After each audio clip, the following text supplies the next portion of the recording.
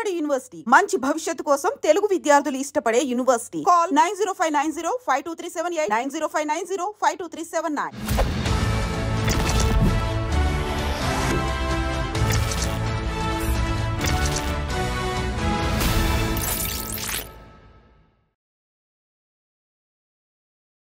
అందరికీ నమస్కారం. నేను Swaroopa Potlapalli. Welcome to trending topic. Siddhu Jonnalagadda, Vaishnavi, Chaitanya hero హీరోయిన్లుగా నటించిన బొమ్మరిల్లు భాస్కర్ డైరెక్ట్ చేసిన జాక్ సినిమా మీద మొదటి నుంచి అంచనాలు బాగున్నాయి. ఇంతకీ ఈ సినిమా హిట్టా ఫట్టా? బొమ్మరిల్లు భాస్కర్ తన మార్క్ మళ్ళీ చూపించారా? సిద్ధు జొన్నలగడ్డ రా ఆఫీసర్గా మెప్పించాడా? ప్రస్తుతం నాతో పాటు సినీ క్రిటిక్ జిఆర్ మహర్షి గారు ఉన్నారు. ఇవన్నీ ఆయన్ని అడిగి తెలుసుకుందాం. సార్ నమస్తే. నమస్తే స్వరూప్ గారు. మనం ఏదైనా ఒక సినిమా చూడాలి అంటే ముందు మనకి హీరో హీరోయిన్స్ ఎవరు అనేది తెలుసుకుంటాం. ఇక్కడ చూస్తేనేమో సిద్ధు జొన్నలగడ్డ, ఇంకొక వైపు వైష్ణవి చైతన్య, ఇద్దరు క్యూట్ పెయిర్. ఎలా ఉంది సార్ వాళ్ళిద్దరి కెమిస్ట్రీ ఈ సినిమాలో? ఎందుకు ఈ సినిమాలో పండలేదు వాళ్ళ కెమిస్ట్రీ? అవునా? అదొక మైనస్ పాయింట్ ఆ సినిమాకి. ఎందుకు మైనస్ పాయింట్ అంటే అమ్మాయి క్యారెక్టర్ డిజైన్ చేయడమే సీరియస్గా డిజైన్ చేశారు. మామూలుగా Siddhu Jonnalagadda last movie same తీసినా కూడా అతనితో కొంత రొమాన్స్ వర్కౌట్ కావడము, కామెడీ వర్కౌట్ కావడము, యాక్షన్, క్రైమ్ ఇవన్నీ కలిసి మీకు డీజే టిల్లు కానీ టిల్లు స్క్వేర్ కానీ బంపర్ హిట్ కావడానికి కారణం. ఇక్కడ ఏమైపోయిందంటే అసలు అక్కడే మైనస్ అయిపోయింది. వైష్ణవి మంచి నటే, కానీ ఎక్కడో కాంబినేషన్ మిస్ అయింది. అమ్మాయి ఎప్పుడూ అతని పట్ల సీరియస్గా ఉండడం అనేసరికి కొంచెం ఏదో కెమిస్ట్రీ వర్కౌట్ అంటారే అలాంటిది వర్కౌట్ కాలేదు. అదొక లోపం, మొదటి లోపం ఆ సినిమాలో. అంటే చాలా లోపాలు ఉన్నాయి ఆ సినిమాలో. జాక్ ది క్రాక్ అన్నారు, కానీ అది తీసిన వాళ్ళకి క్రాకే, చూసే వాళ్ళకి కూడా క్రాక్ వచ్చేలా ఉన్నది. ఆయన మీద, సిద్ధు జొన్నలగడ్డ మీద ఎక్కువ ఎక్స్పెక్టేషన్ ఉంది. అంటే ఎప్పుడైనా సరే రెండు బ్రహ్మాండమైన హిట్స్ వచ్చేసిన తర్వాత మూడో సినిమాకి ఎక్స్పెక్టేషన్ ఎక్కువ ఉంది. బొమ్మరిల్లు భాస్కర్ గారి మీద ఎవరికి ఏం పెద్ద ఎక్స్పెక్టేషన్ లేదు, ఎందుకంటే ఆయన వరుస ఫ్లాపుల్లో ఉన్నారు. సరే దీంట్లో ఏదైనా మ్యాజిక్ చేసి ఉంటారేమో, ఎందుకంటే బొమ్మరిల్లు అనేది ఆయన ఇంటి పేరు అయింది కదా. ఒకప్పుడు బొమ్మరిల్లు అనే సినిమా ఏ రేంజ్ హిట్టో అందరికీ తెలుసు. కాబట్టి ఏదో చేసి ఉంటారేమో మ్యాజిక్ అని అనుకున్నారు, కానీ ఆ మ్యాజిక్ జరగలేదు. అది జాక్ ది క్రాక్ ప్రాబ్లం. ఇప్పుడంతా సినిమా రివ్యూస్ చూసి, సినిమా ఫీడ్బ్యాక్ చూసి థియేటర్లకు వెళ్ళి సినిమా చూసే కాలం. అయితే మేము ఎలాగో సినిమా చూసే టైం దొరకలేదు, వర్కింగ్ డేస్ కాబట్టి. మీరు చూశారు, బ్రీఫ్గా స్టోరీ లైన్ చెప్పండి. బ్రీఫ్గా ఏమి అంటే ఒక రా ఏజెంట్కు సంబంధించిన కథ అది. అక్కడ రా అంటే ఏంటి? Research and analysis. అదే జరగలేదు సినిమాలో. అంటే మీరు రా ఏజెంట్ ఎలా ఉంటాడు, ఏం చేస్తాడు, వాళ్ళ యాక్టివిటీస్ ఏమి, అవన్నీ ఊరిక. ఇప్పుడు ఒకప్పుడు అమాయకమైన ప్రేక్షకులు ఉండేవాళ్ళు. మీకు 1966లో వచ్చిన గూఢచారి 116 అనే కృష్ణ సినిమా మనకు దాదాపుగా మొదటి సినిమా జేమ్స్ బాండ్ సినిమాల్లో. ఎందుకంటే అప్పుడు హాలీవుడ్లో స్టార్ట్ అయింది ఆ trend. James bond trend start అయినప్పుడు మన వాళ్ళు దాన్ని అడాప్ట్ చేసుకున్నారు. ఆ సినిమా ఆ రోజుల్లో కొత్తగా ఉండి దాంట్లో ఉన్న విచిత్రమైన ఫైటింగ్లు ఇవన్నీ కూడా జనాలకు అట్రాక్ట్ అయ్యి కృష్ణని #1 హీరో, అంటే ఒక మంచి హీరోగా నిలబెట్టడానికి జరిగిన ప్రయత్నాల్లో అది చాలా కీలకమైన సినిమా. ఆ తర్వాత అనేక మంది యాక్ట్ చేశారు. ఎన్టీఆర్ చేశారు, ఏఎన్ఆర్ చేశారు, అందరూ చేశారు, కానీ చిరంజీవి గారు చేశారు. పెద్దగా ఎక్కడ ఈ ఏజెంట్ సినిమాలు వర్కౌట్ కాలేదు.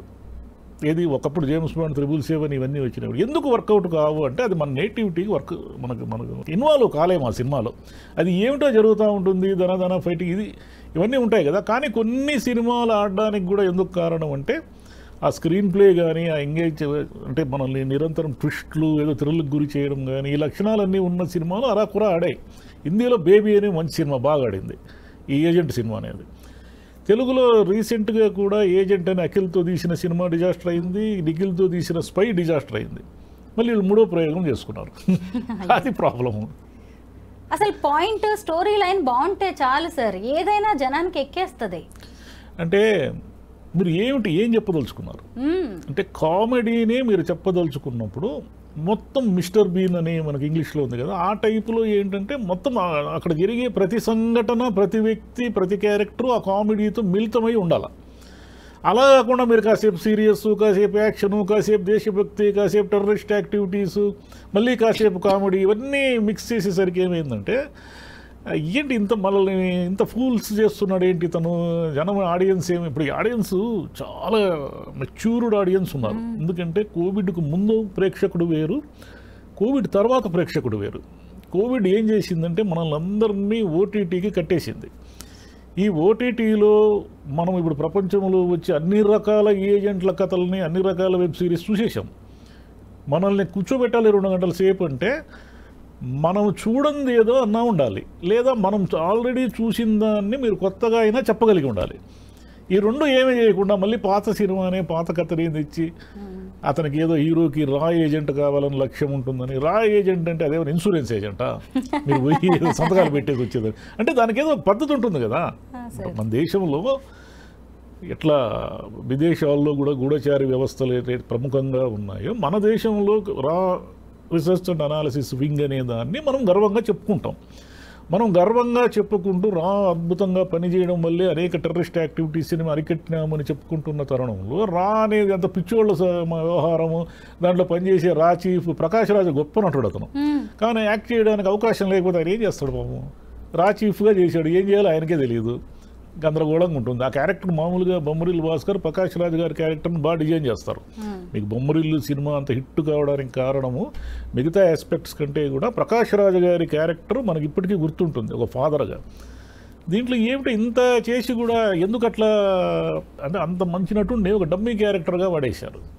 అంటే మొత్తం సినిమా ఏమైందంటే అతను ఏదో తన కామెడీ టైమింగ్తో దీన్ని లాగేస్తాననే భ్రమలో ఉన్నట్టున్నాడు.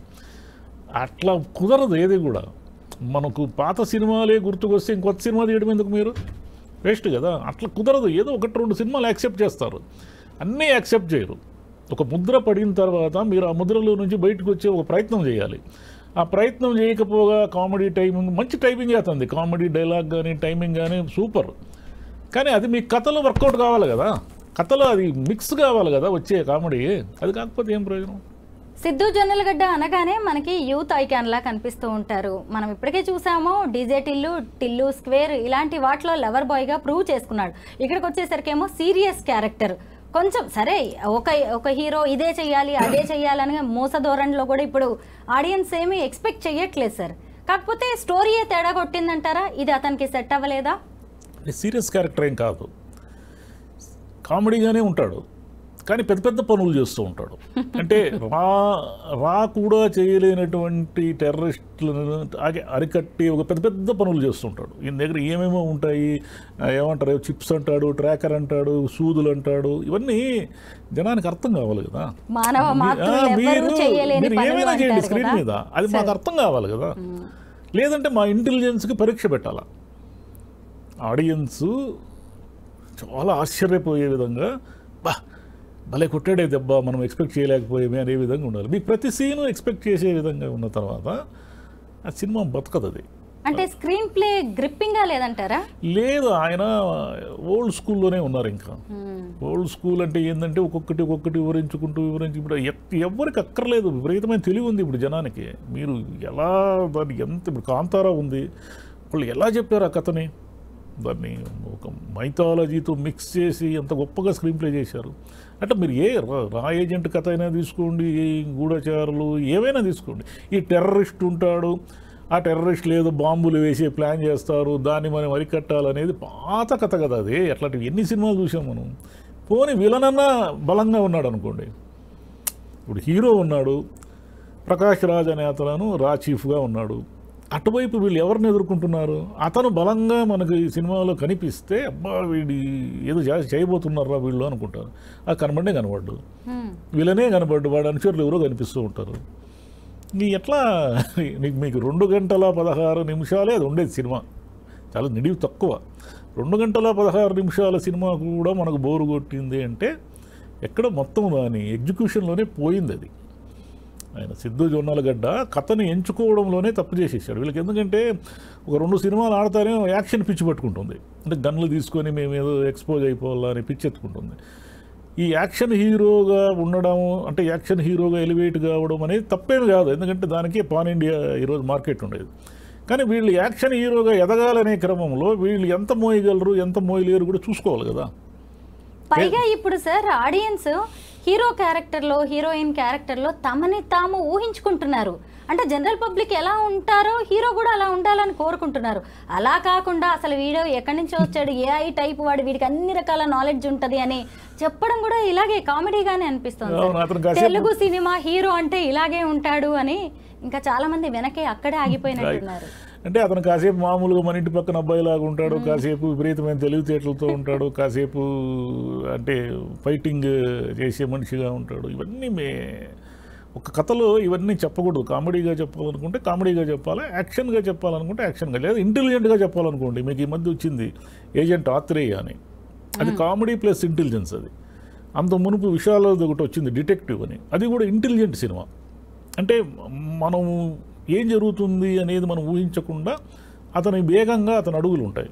దీంట్లో ఏం జరుగుతుందో మనకు క్లియర్గా ఉంది. వీళ్ళంతా కలిసి టెర్రరిస్టులని అటాక్ చేసి యాక్టివిటీ ఆపేస్తారు. ఈయన రా ఏజెంట్గా అలాగే ఇప్పుడు ఒక ఐపీఎస్ ఆఫీసర్ దగ్గరికి వెళ్ళి ఇతను నేను రా ఏజెంట్, నువ్వు కూడా సెలెక్ట్ అయిపోయినావు, ఇద్దరం కలిసి ఆపరేషన్ చేద్దామరా అని పిలుచుకొని వస్తాడు. అట్లా అంత ఐపీఎస్ ఆఫీసర్ అంత మూర్ఖంగా ఎక్కడైనా ఉంటాడు? సరే లాజిక్లు అడగద్దు అంటారు, ఇట్లా అడగకుండా ఎట్లుంటారు? లాజిక్లు మేము అడగకుండా ఉండాలంటే మా మైండ్ అంత స్పీడ్ చేయాలి మీరు. అంటే 2 గంటల సేపు ఏం జరుగుతుందో తెలియనంత వేగంగా చూపించేసి పంపించేయాలి. సినిమాలని ఇలాగా పైన తీయడం అనేది ఒక రకంగా మన సిస్టమ్ని కూడా వీళ్ళు నవ్వులు పాలు చేస్తున్నట్టే సార్. సిస్టమ్ అంటే ఇంకా సినిమాల్లో సిస్టమ్ ఏం చూపిస్తారు సినిమాల్లో? ఏదో దీంట్లో కూడా ఏదో దేశభక్తి అంటాడు, అదంటాడు, ఇదంటాడు, ఏదో అంటాడు. కాకపోతే ఇప్పుడు రాని నవ్వులు అంటే మామూలు గూఢచారి వ్యవస్థ నవ్వులు పాలు కామెడీ చేస్తున్న సినిమాలు అన్ని భాషల్లోనూ ఉన్నాయి, ఇంగ్లీష్లో చాలా ఉన్నాయి. వాళ్ళు ఏం చేస్తారంటే ముందు నుంచి కూడా దాన్ని ఆ మూడే తీసుకెళ్తారు. మూడ్ని అటు ఇటు స్వింగ్ చేయరు. అంటే మీరు కాసేపు యాక్షన్ లేకొచ్చి, కాసేపు కామెడీ లేకొచ్చి, కాసేపు రొమాన్స్, లవ్ ట్రాక్. ఇప్పుడు ఏమిటంటే ఈ సినిమాలు మీరు ఏ కథ చెప్పదలుచుకున్నారో ఆ కథని స్పీడ్గా చెప్పాలి. మీకు మన హోటల్కి వెళ్తే ఒక స్వీటు, ఒక అప్పడము, ఒక ఇంత పులిహోర పెడతారే, ఆ కాలం పోయింది. ఆ కాలం ఎప్పుడో పోయింది. ఇప్పుడంతా బిర్యానీ. ఏదో ఒకటే మీకు ఇష్టమైనది ఒకటి సెలెక్ట్ చేసి అది పెట్టాలి. ఇప్పుడు ఏమిటంటే కాసేపు లవ్ ట్రాక్ ఉండాలి, సినిమా లవ్ ట్రాక్ ఉండాలి, సాంగ్స్ ఉండాలి, కొంచెం ఎమోషన్ ఉండాలి, సెంటిమెంట్, ఇవన్నీ వర్కౌట్ కావు. అన్నింటినీ మిక్స్ చేయలేరు. ఆ కాలం పోయింది. జనము దీంట్లో లవ్ ట్రాక్ లేదే, దీంట్లో ఎమోషన్ లేదు, ఇట్లా అనుకునే కాలం కాదు. మీరు ఏదైనా నవరసాల్లో ఏ రసమైనా చూపించండి, దాన్ని మీరు ప్రేక్షకుడు కుర్చీలో నుంచి లేకుండా చూడాలి. ఇప్పుడు ఎట్టున్నాడు ప్రేక్షకుడు? 2 నిమిషాలున్న రీల్స్ ఉంటాయి కదా, వాటిలో లేకుంటేనే భరించలేడు అతను. ఇట్లా అంటూ ఉంటాడు, ఇట్లా అంటూ ఉంటాడు. అటువంటి ప్రేక్షకుడిని మీరు స్క్రీన్ మీద 2.5 గంటలు, 2 గంటల 15 నిమిషాలు కూర్చోబెట్టాలంటే 3 నిమిషాలు బోరు కొడితే అతను వాట్సాప్ చూసుకుంటూ ఉంటాడు.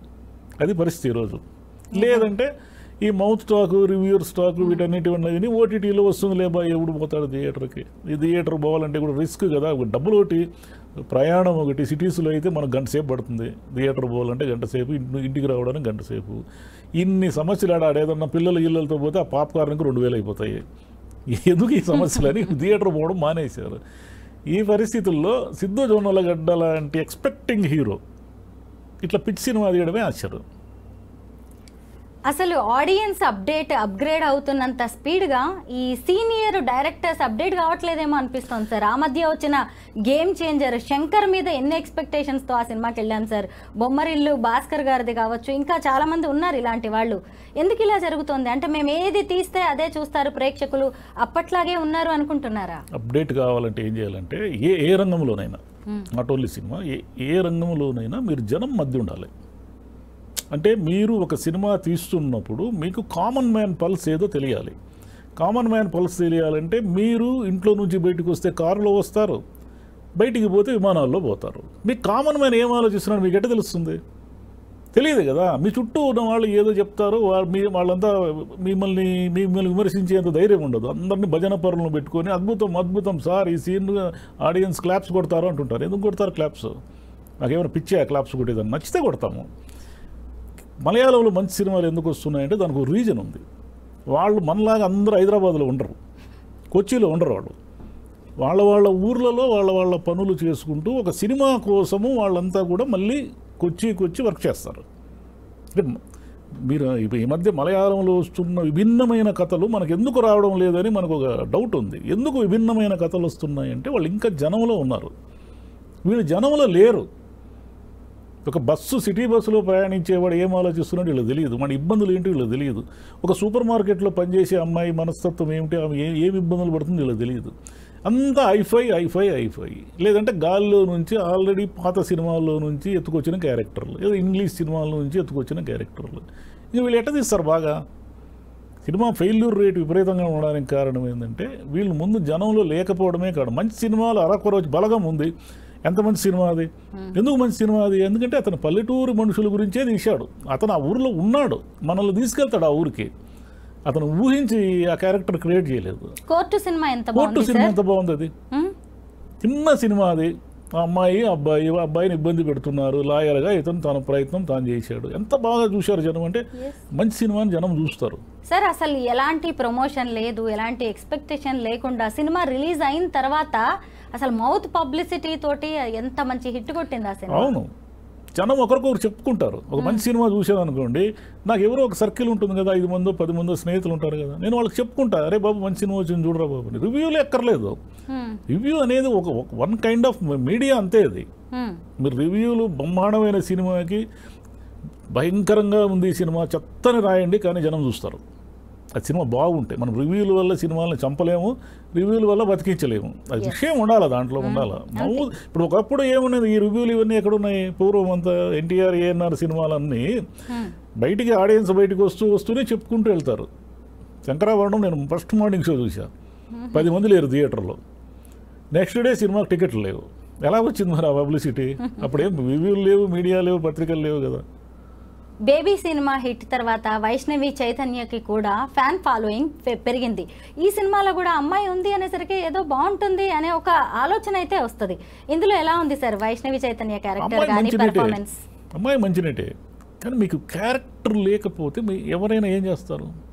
ఆ క్యారెక్టర్ ఏమిటి? హీరో మీద నిఘా వేసే క్యారెక్టరు.